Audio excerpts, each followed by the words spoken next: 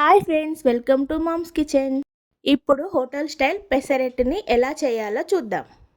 ఇది రెగ్యులర్ దోశలా కాకుండా చాలా టేస్టీ అండ్ హెల్తీగా ఉంటుంది. దీనికోసం ఒక పెద్ద గ్లాసు పెసర్లు తీసుకున్నాను. ఒక చిన్న గ్లాసు మినప్పప్పు, అదే గ్లాస్తో రైస్ కూడా తీసుకున్నాను. వీటిని శుభ్రంగా కడుక్కొని ఒక 4 గంటల పాటు నానబెట్టుకోవాలి. ఈ పెసర్లని పొట్టుతో తీసుకుంటాం కాబట్టి వీటిలో చాలా హై ప్రోటీన్స్ ఉంటాయి. ఇది డైట్లో ఉన్నవాళ్ళు, డయాబెటిక్స్ ఉన్నవాళ్ళు రెగ్యులర్గా తీసుకుంటే మంచి హెల్త్ బెనిఫిట్స్ ఉంటాయి. ఇవి 4 గంటలు నానిన తర్వాత మిక్సీ జార్లో వేసుకోవాలి. 4 పచ్చిమిర్చి ముక్కలు, అల్లం ముక్కలు, రుచికి సరిపడా ఉప్పు వేసుకొని మెత్తగా గ్రైండ్ చేసుకోవాలి. పిండిని ఈ కన్సిస్టెన్సీలో ఉండేలా చూసుకోవాలి. ఇప్పుడు స్టవ్ ఆన్ చేసుకొని దోశ ప్యాన్ పెట్టుకొని ప్యాన్ హీట్ అయిన తర్వాత పెసరట్టు వేసుకోవాలి.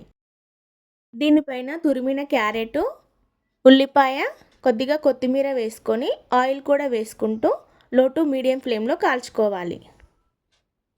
పెసరట్టుని ఇలా నిదానంగా కాల్చుకుంటే చాలా క్రిస్పీగా టేస్టీగా ఉంటుంది. పెసరట్టు రెడీ అయిపోయింది. ఇది అల్లం చట్నీతో కానీ పల్లి చట్నీతో కానీ సర్వ్ చేసుకుంటే చాలా టేస్టీగా ఉంటుంది. ఇది పిల్లలకి చాలా నచ్చుతుంది. పిల్లలే కాదు, పెద్దవాళ్ళు కూడా చాలా ఇష్టంగా తింటారు. చాలా హెల్తీ బ్రేక్ఫాస్ట్. సో మీరు కూడా ఒకసారి ట్రై చేసి ఎలా వచ్చిందో కామెంట్స్లో చెప్పండి. Like, share and subscribe. Thanks for watching.